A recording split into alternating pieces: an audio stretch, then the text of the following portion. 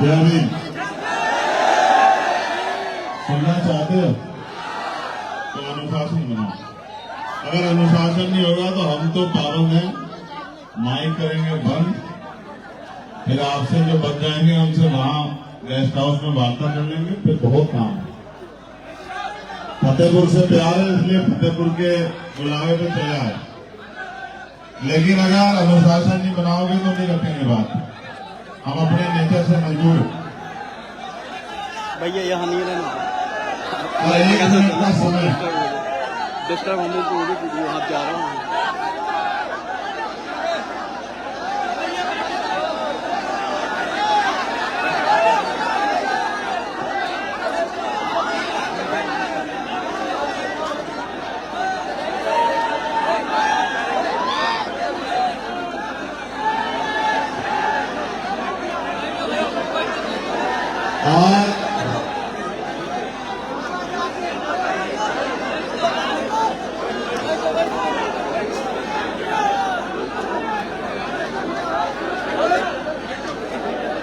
आपके विषय में भी हम बात रखेंगे, आप चिंता मत करो, आपके विषय में बात रखेंगे, लेकिन बैठ जाओ। ये जो वॉलंटियर हैं, ये जो घूम रहे हैं, ये बैठ जाओ। ये मीडिया वालों को मत छोड़ो, बेचारा अपना काम कर रहे, बैठ जाओ। तुम लोग बैठ जाओ। ये जो वॉलंटियर है, ये बीच में जो भैया खड़ा है, बैठ जाओ, बैठ आ जाओ, जल्दी आ जाओ। सर्वप्रथम तो आज इस कार्यक्रम में मुझे आने का मौका मिला है। मैं राजनीतिक सभाओं में जाता हूं, आंदोलन में जाता हूं, समय समय के साथ सामाजिक कार्यक्रमों में भी जाता हूं। और आज मुझे जाति तोड़ो समाज जोड़ो सामाजिक न्याय महासम्मेलन में मुख्य अतिथि के रूप में बुलाया गया है। ये जो कार्यक्रम है, इसकी बुनियाद है लौह पुरुष सरदार वल्लभ भाई पटेल और चौधरी महाराज सिंह भारती जी की जयंती।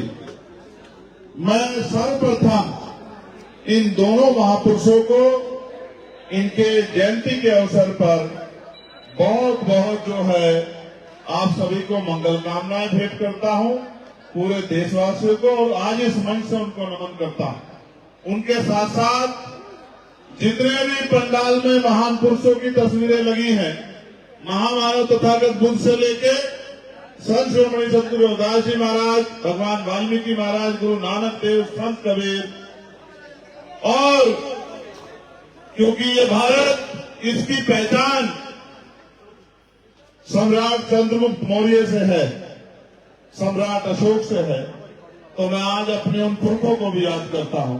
मैं याद करता हूं बिरसा मुंडा, भगवान बिरसा मुंडा जी को। मैं याद करता हूं महामना रामसु वर्मा जी को। मैं याद करता हूं महाराजा बिजली पासी जी को। मैं याद करता हूं सर छोटू राम को। मैं याद करता हूं राष्ट्रपिता ज्योतिबा फूले को। मैं याद करता हूं छत्रपति साहू जी महाराज को। मैं याद करता हूं छत्रपति शिवाजी महाराज को। मैं याद करता हूं मां फूलन देवी को। मैं याद करता हूं बाबू जगदेव प्रसाद कुशवाहा को, जननायक कपूरी ठाकुर को, संत राम बीए प्रजापति को, बाबू शिवदयाल चौरसिया जी को। मैं याद करता हूं मान्यवर दीना भाना वाल्मीकि जी को, संत गाड़गे जी महाराज को, वीपी सिंह जी को, और मैं याद करता हूं मेरे गुरु मान्यवर साहब श्री काशीराम जी को। मैं सभी महान्यायिकाओं का भी आज जो महानायिकाएं हमारे यहाँ जन्मी है, माँ अवंतिका बाई लोधी, माँ झलकारी बाई कोरी, माँ उदा देवी पासी, माँ रमाबाई, माँ सावित्री बाई फूले, मैं उन सब वीरांगनाओं को भी याद करता हूँ। बहुत शानदार मंच, इस मंच पर उपस्थित भाई नीरज पटेल जी, बहुत ही हम सबके बड़े आदरणीय रामेश्वर पवन जी, उत्तर प्रदेश की विधानसभा के बहुत ही शानदार विधायक, और मेरे भाई आर.के. वर्मा जी, मेरे साथ चल के आए सौरभ किशोर जी, कौशल जी, इस कार्यक्रम में अपना योगदान देने वाले और उसके अलावा भी बहुत से सम्मानित नेतागण, सामाजिक कार्यकर्ता, सामाजिक नेता, समाज का नेतृत्व करने वाले बहुत जिम्मेदार साथी सब मंच पर बैठे हैं। मैं उनका भी बहुत बहुत धन्यवाद और अभिवादन करता हूं। साथ में कार्यक्रम को संचालन कर रहे भाई डॉक्टर अनु पटेल जी, कार्यक्रम के सहयोग अर्पित पटेल जी, सतनाम गौतम जी सहयोगी, शिव कुमार जी, संजय वर्मा जी, आनंद जाटव जी, अवधेश पहलवान जी, प्रदीप गौतम जी, धर्मेंद्र चौधरी जी, मेघराज सिंह, राजेश पाटिल जी, प्रियांशु गौतम जी, शिवबरन रावत जी, महेंद्र टाइगर जी, दिनेश गौतम जी, सत्येंद्र गौतम जी, सुरेश कोरी जी और गौरे पासी जी। मैं इन सब भाइयों का भी बहुत बहुत धन्यवाद करता हूं कि इन्होंने ये ऐतिहासिक कार्यक्रम किया और मुझे यहाँ बुलाया। हालांकि ये बात भी सत्य है कि उपचुनाव चल रहे हैं, ये भी बात सत्य है कि महाराष्ट्र और झारखंड में भी चुनाव चल रहे हैं, ये भी बात सत्य है कि राजस्थान में, बिहार में और मध्य प्रदेश में भी चुनाव चल रहे हैं। लेकिन चुनाव तो चलते रहेंगे। चुनाव आते हैं, दल लड़ते हैं, लोग जीतते हैं, सरकारें बनती हैं, सरकारें गिरती हैं। हम बहुजन समाज के लोगों का उनमें क्या, हम तो इंतजार करते रहते हैं कि भाई कभी हमारा कुछ बनेगा। वैसे भी आजकल हम आशावादी ज्यादा हो गए हैं, उम्मीदवादी ज्यादा हो गए हैं। हम तो ये उम्मीद करके घरों में बैठे हैं कि कोई मसीहा आएगा, आके सोए हुए लोगों को जगाएगा, इनके जमीन को जोड़ेगा, इनके बच्चों के लिए, इनके लिए कुछ करेगा, इनको हक अधिकार दिलाएगा और फिर चुपचाप दुनिया से चला जाएगा। इनको ऐसा लगता है कि मसीहा जन्म लेते हैं, इनको ऐसा लगता है कि अवतार पैदा होते हैं। तो मैं आपकी इस शराफत पे क्या कहूं। मुझे अच्छा ये लगता है कि सामाजिक मंचों में दिल खोल के अपनी बात को कहने का मौका मिलता। मैं भीम आर्मी आजाद समाज पार्टी के साथियों का भी बहुत बहुत धन्यवाद देता। ये जो बीच वाला एरिया है, मैं यहां से शुरू करूंगा। मैं बार बार ये समझाता हूं कि गांव से जब पुराने समय में, अब तो बस में बहुत कम लोग जाते हैं, अब तो गाड़ियों में जाते हैं, 4 पहियों की गाड़ियों का जमाना है, मोटरसाइकिल का जमाना है। तो पहले जब बारात जाती थी तो गांव में बस लगाई जाती थी, तो जो जिम्मेदार लोग होते थे, समझदार लोग होते थे, 40 साल से ऊपर के लोग होते थे, वो बस में जैसे बस आके खड़ी होती थी जाके बैठ जाते थे। और ये जो नौजवान हैं, ये आसपास घूमते रहते थे कि जब चलेगी तभी खड़ेगी। होता था नहीं होता था?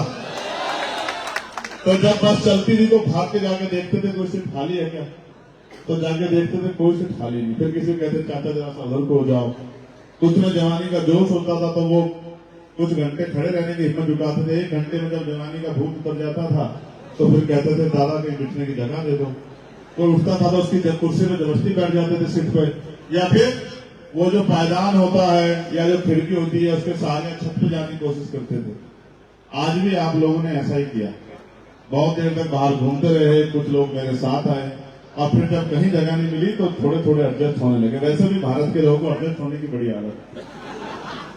थोड़ी सी जगह मिल जाए, थोड़ा सा सरक जाओ, चलो हक अधिकार नहीं मिल रहे तो राशन तो मिल रहा है, राशन भी नहीं मिल रहा तो कम से कम खुली हवा में सांस लेने के अधिकार तो मिल रहा है। आजादी तो यही बहुत है। गुलाम के लिए इससे ज्यादा और क्या उम्मीद करोगे आप गुलाम के लिए। मुझसे पहले कई वक्ताओं ने कहा जो नालायक लोग थे वो खड़े रहे, जो लायक थे बैठ गए। जिनमें थोड़ी सी भी गैरत थी उन्होंने वक्ता की बात को माना, संचालककर्ता की बात को माना, वो चुपचाप बैठ गए। जिनमें गैरत नहीं थी वो लगातार खड़े रहे। देखो ऐसा होता है, कुदरत ने जानवर को भी दिमाग दिया है और इंसान को भी दिया है, लेकिन इंसान से उम्मीद ज्यादा होती है कि वो दूसरे की बात को समझेगा। जानवर का क्या, हमारे यहाँ कहावत है कि भैंस के आगे बीन बजाई, भैंस ने पटपट कान हिलाए। तो चाहे आप जानवर से कितना कहे तो वो कोई सुनता थोड़ा ही है, उसमें दिमाग कहाँ है, इंसान सुनता है। जो इंसान होता है उसको एक बार की बात समझ आती है कि क्या कहा गया, और जो इंसान नहीं होता अब उससे क्या उम्मीद करें।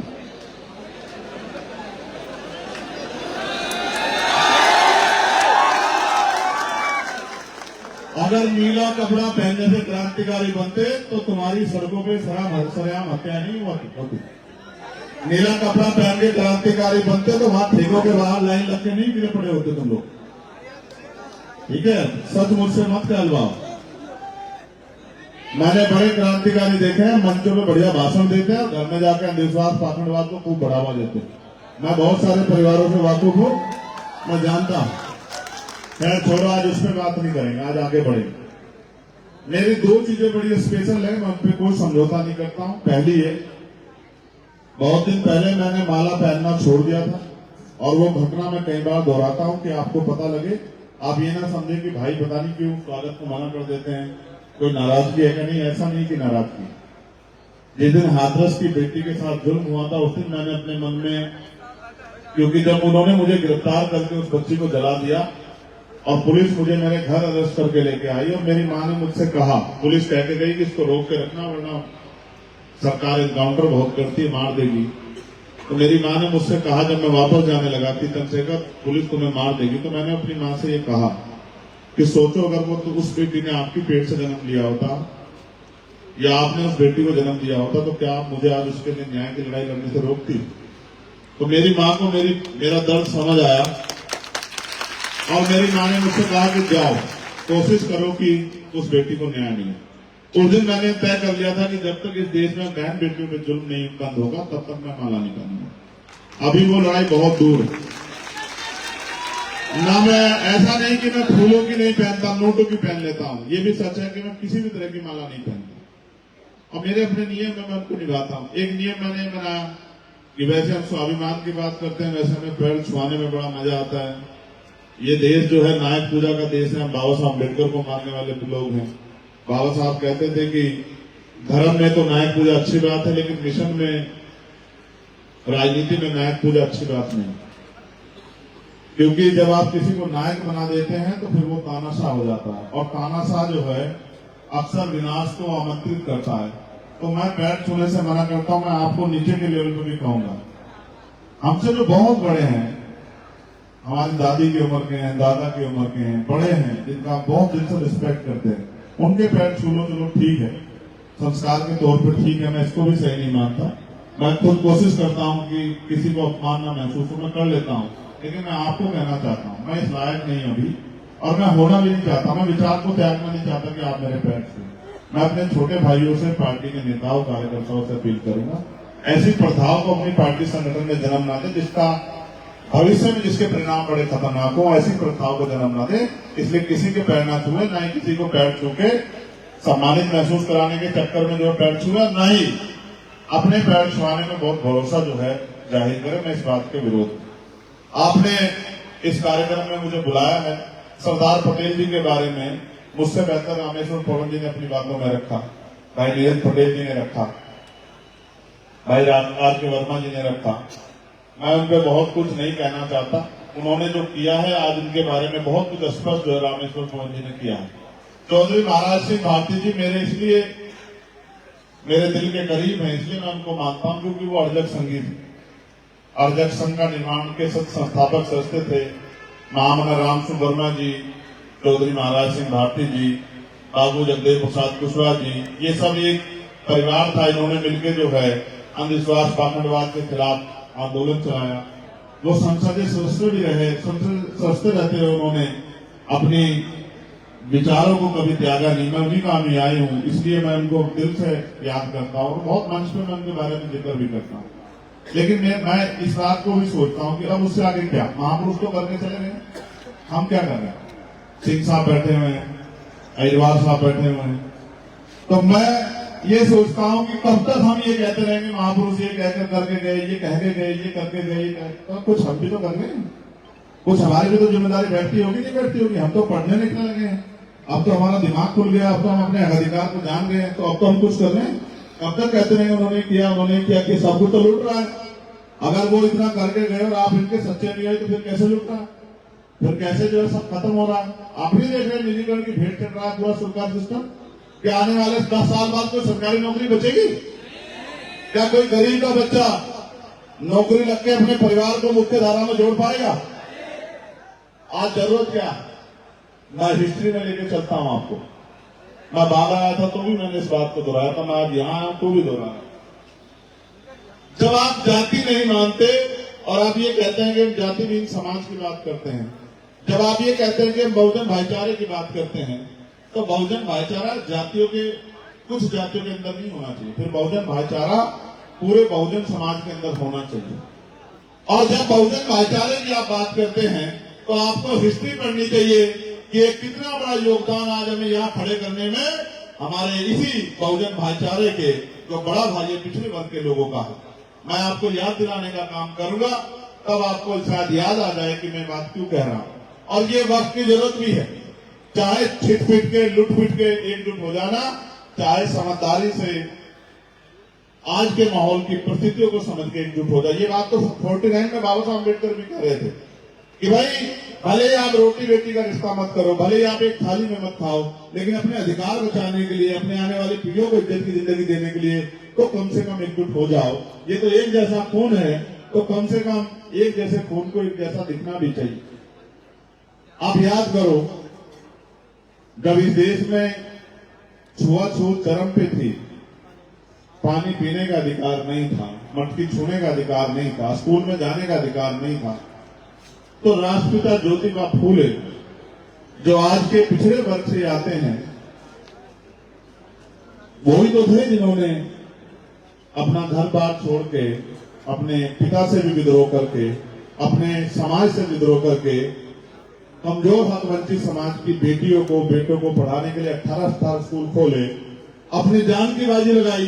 तो वो राष्ट्रपिता ज्योतिबा फूले इसी पिछड़े वर्ग के तो थे जिन्होंने संदेश दिया कि शिक्षा के माध्यम से आप अपने जीवन को बदल सकते थे, जिन्होंने पूरी जीवन अपने और अपने पत्नी को, पहले अपनी पत्नी को पढ़ाया और फिर उनके जरिए पूरे हक वंचित समाज की कमजोर वर्गों की बच्चियों को, बेटियों को मुख्य धारा में लाने के लिए, शिक्षित करने के लिए प्रयास किए।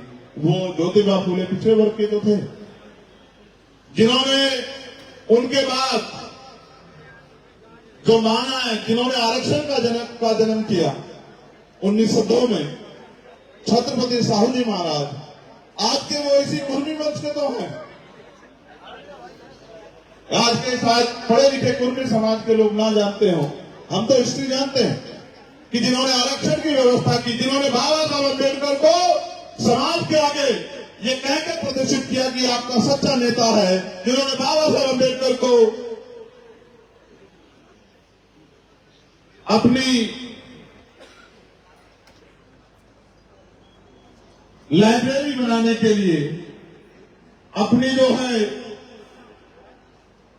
पुस्तकालय बनाने के लिए, अपना जो है प्रिंटिंग प्रेस चलाने के लिए 5,000 रुपए दिन उस समय सहयोग के रूप में दिए। वो साहू जी महाराज पिछड़े वर्ग के तो थे। आप अगर हिस्ट्री पढ़ के देखोगे, चाहे सर छोटू राम रहे हो, वो भी पिछड़े वर्ग से आते हैं आज के, जिन्होंने बाबा साहब अम्बेडकर के साथ मिलकर साइमन कमीशन का स्वागत करके आपकी भारत की स्थिति में बहुजन समाज की स्थिति को बताने का काम किया, सरकार के सामने रखने का काम किया। गोलमेज कॉन्फ्रेंस में जो है, जो अधिकार हमें मिले कम्युनल अवार्ड के रूप में, बाबा साहब अम्बेडकर जिसका प्रतिनिधित्व कर रहे थे, उस बात को यहाँ जब साइमन कमीशन आया, उसका स्वागत करने वाले सर छोटू राम बाबा साहब अम्बेडकर के साथ प्रजापति साहब, तमाम संग्राम बीए प्रजापति बाबा साहब के सहयोगी रहे, जिन्होंने बाबा साहब अम्बेडकर को जाति पाति तोड़क मंडल की उस सभा में मुख्य अतिथि के रूप में बुलाया, जिसमें बाबा साहब जा नहीं पाए, और जा नहीं पाने कारण अपने पूरे भाषण को उन्होंने किताब की श्रृंखला के रूप में जाति विहीन समाज की स्थापना के लिए एनिलेशन ऑफ कास्ट के रूप में किताब का संग्रह किया। वो संग्राम बीए प्रजापति आज के पिछड़े समाज के तो हैं। ये बहुजन समाज एक पेड़ की जड़ से निकली हुई शाखाएं हैं। जब तक हम इनको इकट्ठा नहीं करेंगे, तब तक भारत में कुछ भी बदलने वाला नहीं है। मैं धन्यवाद दूंगा जिन्होंने ये एकजुटता, ये भाईचारा बनाने का प्रयास किया, उन तमाम नौजवान साथियों का और उनको मार्गदर्शन करने वाले भाई नील पटेल का बहुत बहुत धन्यवाद करता हूं कि उन्होंने इस ऐतिहासिक प्रोग्राम को सजाने का काम किया और मुझे यहां बुलाने का काम किया। ये सच है कि इसको रोकने के लिए बहुत प्रयास हुए, लेकिन आप जानते हैं कि वायु को और युवा को कोई रोक नहीं सकता है। और जब जब मुझे जरूरत पड़ी, युवा साथियों ने मेरी एक आवाज पे पहरा देके, चाहे दिल्ली में सदगुरु रविदास जी महाराज का गुरु भट्टू का उसका आंदोलन हो या एनआरसी का आंदोलन हो या 11 तारीख का अभी का आंदोलन हो, सरकार की जड़ें हिलाने का काम किया। ये इस युवा शक्ति का भी मैं बहुत बहुत धन्यवाद करता हूं। आज इस मंच के माध्यम से आपके आंदोलन को और गति देने वाले मैं नगीना के सम्मानित साथियों का भी बहुत बहुत धन्यवाद करता हूं इस मंच के माध्यम से। और मेरे चुनाव में एक एक पैसा गांव से इकट्ठा करके नगीना भेजने वाले मैं भीम आर्मी आजाद समाज पार्टी और बहुजन समाज के तमाम साथियों का बहुत बहुत धन्यवाद करता हूं। मेरी हैसियत नहीं थी आज के महंगे लोकतंत्र में चुनाव लड़ने की। आप लोगों ने एक एक पैसा जुटा के जिस तरह से सहयोग करके उन तमाम शक्तियों के सामने मुझे खड़ा करने का काम किया, मैं इसके लिए हमेशा आपका ऋणी रहूंगा। और मैं आपको विश्वास दिलाता हूं, मेरे खून का एक कतरा जब तक इस आंदोलन में, जब तक मैं जिंदा हूं, वो इस आंदोलन में, महान पुरुषों के इस आंदोलन में इसको आगे बढ़ाने के लिए लगेगा। और जब तक मेरे अंदर सांस है, मैं अपना काम ईमानदारी से करता रहूंगा। न झुकूंगा, न रुकूंगा, न बिकूंगा। और वो नोट नहीं बना, वो नोट ना बना और न बन सकता है, वो गोली भले ही बन जाए, लेकिन वो नोट नहीं बना जो आपके चंद्रशेखर आजाद को खरीदने का काम करेगा। कभी कभी मैं जब चुनाव में जाता हूं तो हमारे सहयोगी जिनसे अलायंस होता है वो सक्षम लोग होते हैं। मैं उनके हेलीकॉप्टर में भी सफर करता हूं, उनके हेलीकॉप्टर के जरिए प्रचार भी करता हूं, क्योंकि चुनाव में समय कम होता है। इसका मतलब ये नहीं कि मैं अपनी स्थिति को भूल जाता हूं, अपने समाज को भूल जाता हूं, गरीब समाज को भूल जाता हूं। मैं कहीं भी रहूं, मैं पार्लियामेंट की सुनहरी बिल्डिंग में रहूं या मैं किसी 5 स्टार होटल में रहूं या मैं सामान्य मंच में रहूं या गेस्ट हाउस में रहूं या गांव के अपने गरीब मकान में या झोपड़ी में कहीं रहूं, मुझे आज भी याद है कि मैं किन लोगों में से हूं और मुझे किन के लिए लड़ना है, किन को मेरी जरूरत है और कौन मुझसे उम्मीद करते हैं। मैं वचन देकर कहता हूं, फतेहपुर की सरजमी से जब तक बहुजन समाज की इस गुलामी की बेड़ियों को नहीं काटेंगे, तब तक हम लोग रुकने वाले नहीं। और कोई ऐसा कठिन रास्ता नहीं बना जो हमें रोकने का काम कर दे। मैं पुनः आपसे आग्रह करूंगा कि आप वापस बैठ जाएं। मैं आपको समझता हूं, अभी आप यंग लोग हैं, अभी आपको धीरे धीरे आगे बढ़ना है। और जब आप धीरे धीरे आगे बढ़ेंगे तो बहुत सारे कठिन रास्ते, आपका कठिनाइयां आपके रास्ते में आएंगी। उन कठिनाइयों से घबराना नहीं है। आओ मुद्दों की बात करें। मैंने आपको पिछड़े समाज के साथियों के, महापुरुषों के योगदान के बारे में बता दिया। अब मैं आपसे बात करता हूं आज की परिस्थिति में। मैं पीछे नहीं जाऊंगा, बहुत पीछे नहीं जाऊंगा। आज मैं आज की परिस्थिति पे बात करूंगा। मैंने 3 दिन पहले एक लेटर लिखा था। वो लेटर मैंने लिखा था उत्तर प्रदेश की सरकार को। उसमें मैंने पूछा था कि भाई आप ये बताओ, चीफ सेक्रेटरी उत्तर प्रदेश कि नीचे से ऊपर तक, मैं चाहता तो उसमें ओबीसी भी जोड़ देता, मैं चाहता तो उसमें अल्पसंख्यक समाज भी जोड़ देता, मैं चाहता तो उसमें मुस्लिम समाज भी जोड़ देता, लेकिन मैं जानता था कि जहां मैं इनको जोड़ने की बात करूंगा वहीं वो तरह तरह की उल्टी सीधी बातें चलाएंगे।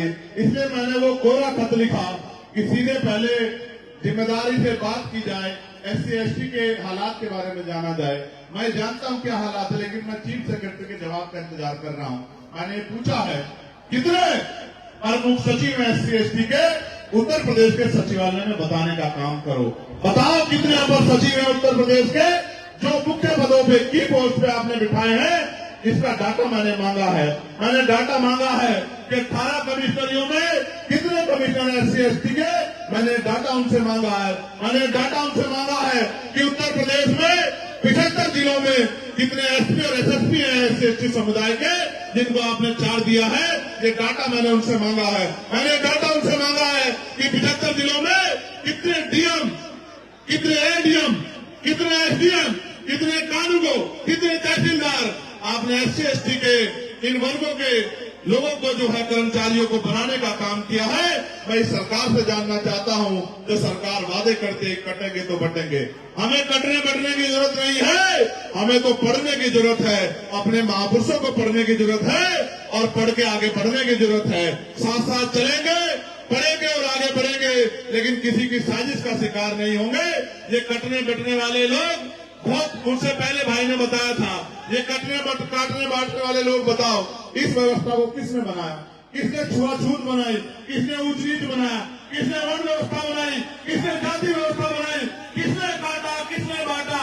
और हम तो जब एकजुट थे, जब हम अपने अधिकारों की बात भी नहीं करते थे, तो भी हम लोग इस देश में कटते थे और आज भी हम लोग इस देश में कट रहे हैं। अब हम कटेंगे नहीं और बटेंगे भी नहीं। अब हम पढ़ेंगे और आगे बढ़ेंगे, अपना अधिकार छीन के ले लेंगे और किसी भी कीमत पे अब रुकने वाले नहीं है।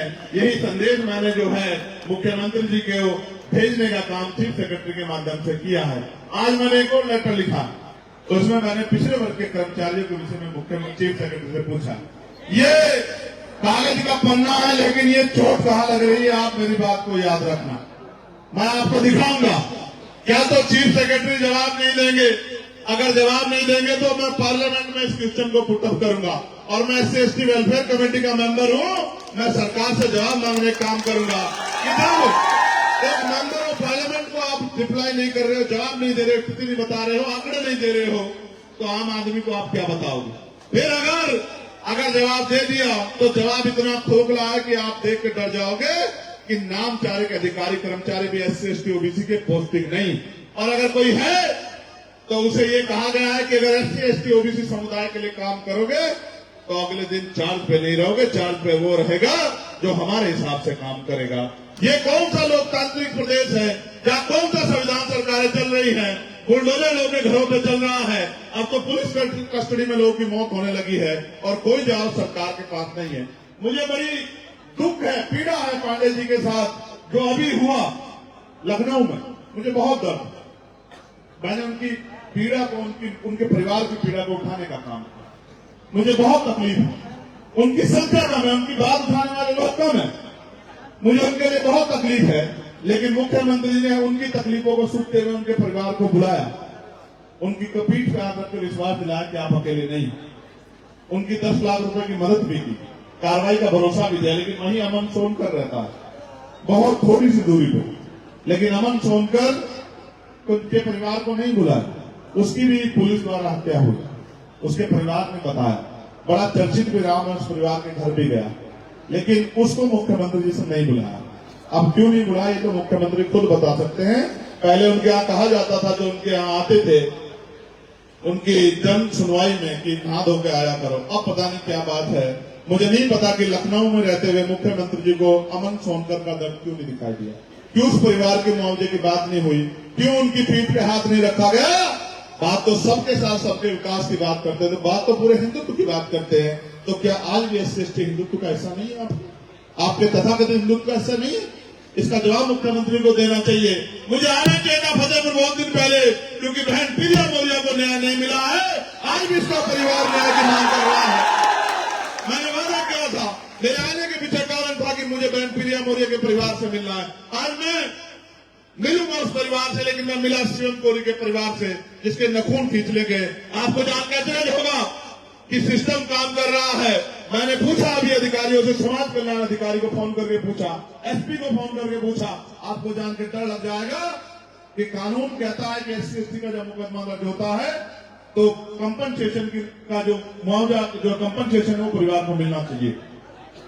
आप देखो 3 महीने हो गए घटना को, चार्जशीट तक लग गई है, 1 पैसे की मदद उस परिवार की नहीं हुई, शिवम कोरी के परिवार की। मैं इस बात का गवाह हूं, क्योंकि मैंने अधिकारियों से पूछा, तो मैंने पूछा क्यों राहत कोष को क्या हुआ, क्या हुआ? क्या पैसे नहीं उत्तर प्रदेश सरकार के पास? ये पैसे दलित पिछड़ों के हक अधिकारों के लिए नहीं है, उनकी हिस्सेदारी के लिए नहीं। मुख्यमंत्री को जवाब देना चाहिए कि उनके प्रशासन के अधिकारी, उनके पुलिस के अधिकारी इतनी लापरवाही क्यों कर रहे हैं। उस बच्चे के 5 नखून उतार लिए, 5 नखून है उत्तर प्रदेश की सरकार पे जवाब। मुझे आना चाहिए था, क्योंकि कल भाई दिलीप सैनी जी के परिवार में, उनके घर में उसके अभी 2-3 दिन पहले उस पत्रकार की जो हत्या कर दी गई और अभी तक उसके मुख्य आरोपी खुलेआम घूम रहे हैं। उनका जवाब मांगने के लिए मुझे आना चाहिए, क्योंकि वो पत्रकार सच की आवाज उठा रहा था। अगर एक पत्रकार सुरक्षित नहीं है। और अगर वो बैंक में काम करेगा, ईमानदारी से काम नहीं करेगा तो जनता से सवाल पूछेगी, और अगर वो ईमानदारी से काम करेगा तो ये गुंडे उसकी जान ले लेंगे। उसके परिवार का हिसाब मांगने मुझे आना था, उस परिवार के आंसू पूछने मुझे आना था, उसको न्याय दिलाने के लिए मुझे आना था। मैं आपके बीच में हूँ और मैं कहना चाहता हूँ, अभी तो 2 ही पत्र जारी हुए हैं। अभी तो पूछा जाएगा सरकारी ठेकों में SC ST OBC को क्या हिस्सेदारी सरकार दे रही है, या इनके मुखोटे मुख्यमंत्री, उप मुख्यमंत्री या जो मंत्री बनाए हैं ये सिर्फ इस समाज की वोटें लेने का काम कर रहे हैं। इस बात का जवाब भी सरकार को देना पड़ेगा। अभी तो जातिवार जनगणना पर सवाल पूछा जाएगा कि जातिवार जनगणना कब शुरू करा रहे हो। अभी तो बहुत सब कुछ पूछना है।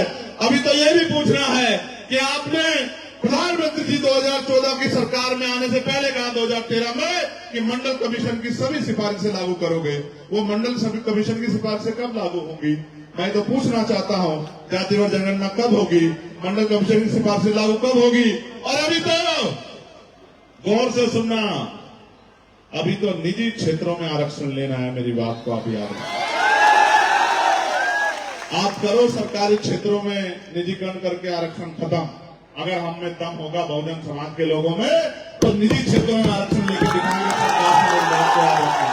और अगर ये वास्तविकता में बहुजन समाज ठान ले तो मैं लिख के देता हूँ, किससे मांगना भाई? लोकतंत्र है, जिसके पास वोट है उसकी ताकत है, जिसके पास ताकत है उसके कलम में अधिकार है, और जिसके पास अधिकार है उसकी कलम में इतनी पावर है कि कुछ भी मांगने की जरूरत नहीं, बस कलम चलाओ, अधिकार ले लो।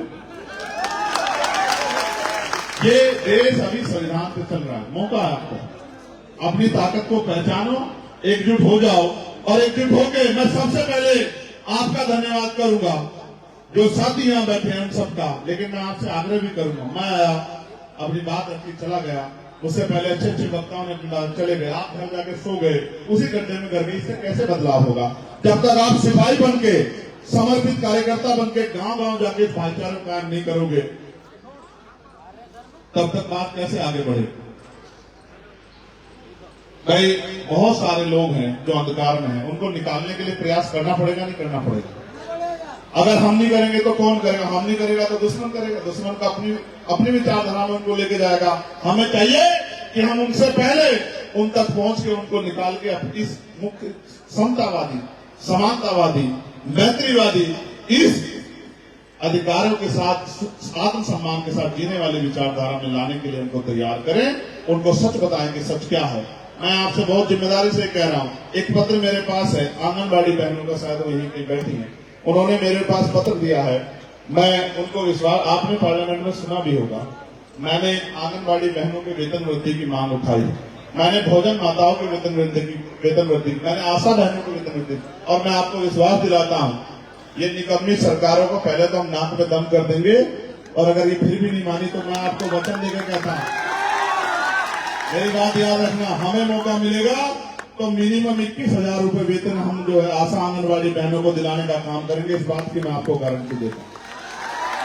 मैंने PRT के जवानों की आवाज उठाई, होमगार्ड भाइयों की आवाज उठाई, मैंने चौकीदार भाइयों की आवाज उठाई, मैंने ग्राम सेवकों की आवाज उठाई, मैंने पार्लियामेंट में पुलिस के कर्मचारियों के 8 घंटे, और मैं लिख कर देता हूं, ये पुलिस के कर्मचारी खड़े हैं, 2 साल के अंदर आप देखना हमारा काम चल रहा है। जिस दिन से पार्लियामेंट में गए हैं उस दिन से लगातार हम उस पर काम कर रहे हैं, और आप देखना, मैं आज नहीं कहता, अगले आने वाले 2-3 साल के अंदर मॉडर्नाइजेशन होगा, और 8 घंटे की ड्यूटी हम लोग पुलिस के साथ भी करा के रहेंगे। इस बात का भी मान सप्ताह में एक दिन छुट्टी के लिए भी हम लोगों ने जो है उस रिपोर्ट में, जो रिपोर्ट बन रही है उसमें प्रस्ताव रखा है, और ये जो वेतन मिशन थे आपकी, उसको भी दूर कराने का, और जो बोनस स्कीम है उसको भी खत्म कराने का प्रस्ताव हमने रखा है। हम सबके लिए कोशिश कर रहे हैं।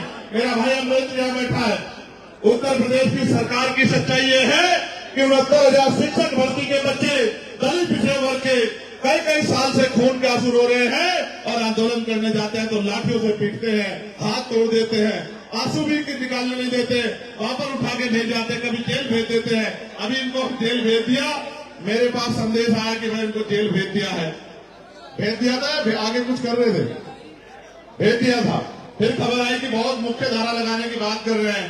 मैंने ट्वीट करके कहा कि अगर वो 69,000 शिक्षक भर्ती के बच्चों को परेशान करने का काम करोगे तो मैं लखनऊ में आके बैठ के धरना देने का काम करूंगा। फिर रात को मुझे खबर आई कि इनको छोड़ दिया गया है। मैं तो पूरी कोशिश करता हूं। पुलिस की भर्ती का घोटाला उसके बाद हम लोगों ने उठाई, फिर जब वो भर्ती 6 महीने में कराने की बात की गई थी और नहीं कराई, उसके लिए मैंने मुख्यमंत्री को लेटर लिखा। अभी सफाई कर्मचारी नियमित हो रहे हैं, अभी लेटर आया कि नियमित कर रहे हैं, उसके नियमितीकरण की आवाज मैंने उठाई और शहरी विकास मंत्री को मैंने पत्र लिखा।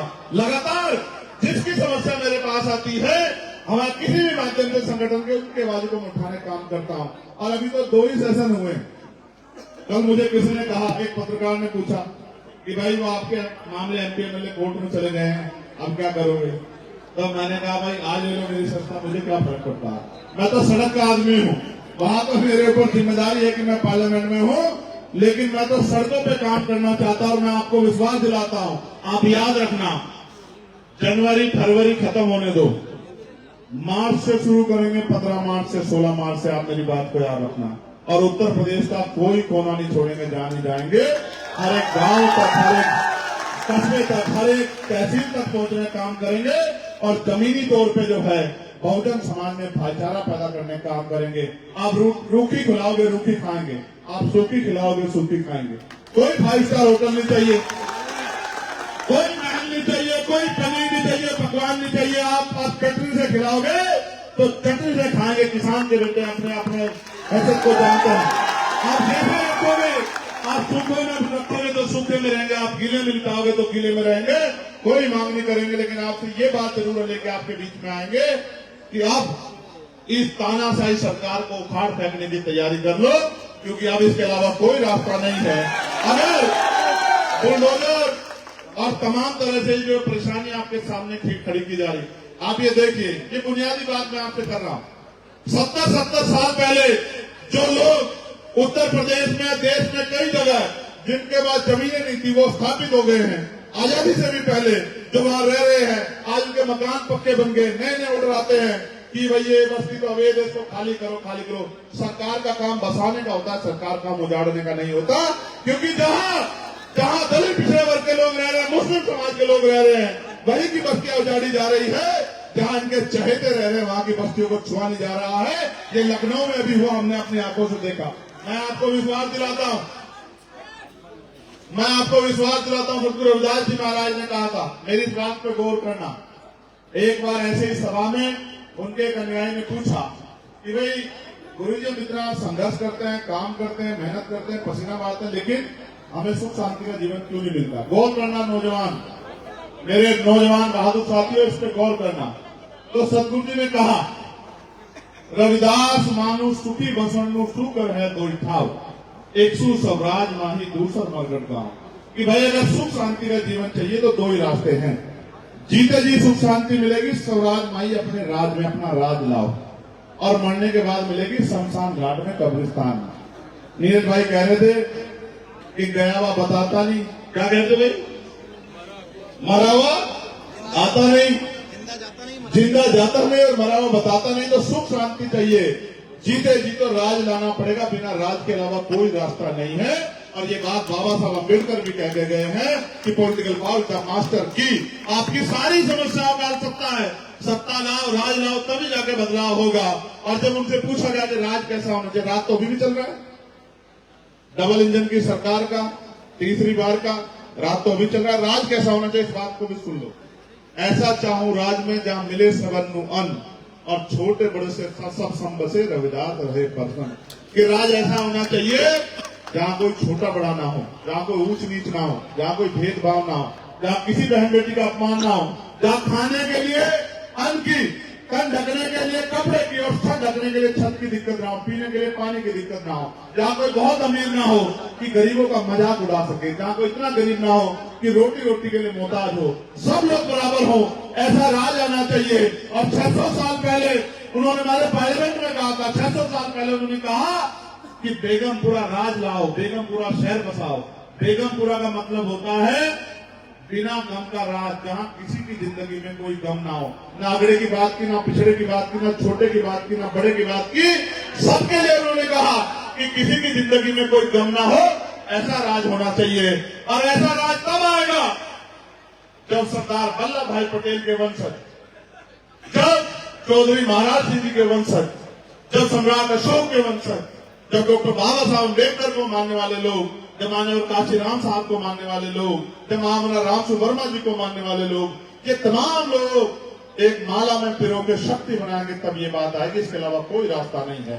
तो मैं तो भाईचारा बनाने के लिए निकलूंगा। मेरा विश्वास है आपके भरोसे, मेरे पास आपके अलावा क्या अच्छा बता, मेरे पास तो कुछ नहीं आपके अलावा। मेरी तो ताकत आप हो, मेरी तो हिम्मत आप हो। और जब मैं इस लड़ाई को लड़ने जाता हूं तो पहले तो जेल ही काटनी पड़ती थी, मुकदमे झेलने पड़ा, तो गोलियां खाने लगे। ये गोली वोली मेरा रास्ता नहीं रोक सकती, मेरी बात को आप याद रखें। मेरा नाम चंद्रशेखर आजाद है। दोबारा सुनो बोल से, क्या मेरा नाम? एक बार मरूंगा, बार बार नहीं मरूंगा, लेकिन जब मरूंगा मेरे खून की एक बूंद इंकलाब लाएगी। मेरी बात को आप याद रखें। और गोली मौत ये तो आनी है। बुद्ध ने कहा कि मृत्यु अटल सत्य है, इसकी परवाह नहीं करेंगे जब तक, लेकिन जब तक जी रहे हैं तो इतिहास बनाते जाएंगे। वो इतिहास जिससे अपने लोगों को, कमजोर हक बच्चे समाज के लोगों को अपनापन महसूस हो, उनकी जिंदगी में बदलाव। आप सब लोग फतेहपुर के मेरे साथियों, आसपास से आए मेरे साथी, मेरी बच्चियां वहां खड़ी थी, मैं बहुत देर से देख रहा था। खड़ी हो, जब बेटियां खड़ी होती मुझे तकलीफ होती, जब बहनें खड़ी होती तकलीफ होती है। मैंने घर से सीखा है। हमारे महापुरुषों ने भी कहा, बाबा साहब अम्बेडकर ने भी कहा कि मैं किसी भी समाज की तरक्की उस समाज में रहने वाली महिलाओं की तरक्की से मांगता हूं। आपको समझना चाहिए, अगर आपके आसपास कोई बहन खड़ी है तो ये बहुत सम्मान का काम नहीं। अगर आपके अंदर हिम्मत है तो अपनी कुर्सी उसको दो और खुद दूसरी जगह खड़े हो जाओ या बैठ जाओ। लेकिन अगर आपके रहते फिर आपकी जवानी का क्या फायदा कि कोई माँ खड़ी हो, कोई बहन खड़ी हो। मैं इस बात को अच्छा नहीं मानता। मैं उसको गुड़िया को देख रहा था, उनके आसपास 2-3 गुड़िया और थी, बीच में उसने गोद में भी किसी को ले रखा था। मुझे अंदर से दिक्कत हो रही थी। बहुत उम्मीदें लेके घर से निकले हैं। मैं उम्मीद करूंगा कि आने वाले कल में अनुशासन से काम करके आप अपनी ताकत बनाओगे।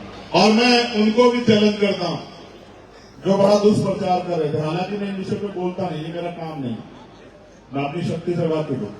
जो बड़ा दुष्प्रचार कर रहे थे कि साहब हम तो झंडा लगाएंगे, हम तो कुर्सी पे बैठेंगे, सामने कोई और बैठेगा, हम तो झंडा ही ढोते आ रहे हैं। काश को भी झंडा ढोया होता आप लोगों ने, स्वाभिमान का झंडा, भाईचारे का झंडा। काश कभी आपने कोशिश की होती कि बटी की ताकतें एकजुट हो जाए। मेरी एक बात को याद रखना, आपको मेरे ऊपर भरोसा है? हाथ खड़े करो जिनको भरोसा है। क्या मैं आपको किसी गलत रास्ते पर ले जा सकता हूं? तो जहां मेरा नाम जुड़ गया वहां आपका सम्मान जुड़ गया, नहीं जुड़ गया बताओ? फिर किसी दूसरे की सलाह की जरूरत है आपको? हाँ, मैं उनको भी ये कहना चाहता हूं, समझदार बना। एक जाति से, एक वर्ग से कोई लड़ाई नहीं जीती जा सकती जब तक बहुजन समाज, दुश्मन भी चाहता है बहुजन समाज एकजुट ना हो, और आप भी ऐसे ही काम करते तो आप और दुश्मन में क्या फर्क? मैं पूरे उन सब साथियों का जिन्होंने अपनी मेहनत की कमाई से कार्यक्रम कराया, जिन्होंने यहाँ रह के लोगों को जागरूक करने का काम किया, गांव में मीटिंगें की, मैं उन सब भाइयों का दिल की गहराई से धन्यवाद करता हूं। और मैं आपको विश्वास दिलाता हूं, अब इस लड़ाई में हम मर तो सकते हैं लेकिन रुक नहीं सकते। बहुत दुष्प्रचार होंगे, बहुत कुछ कहा जाएगा, बहुत तरह की बातें होंगी। आप एक बात याद रखना कि जब तक हैं तब तक आप हैं, जिस दिन नहीं रहेंगे उस दिन आप अपने आप सोच लेना क्या कर लेना।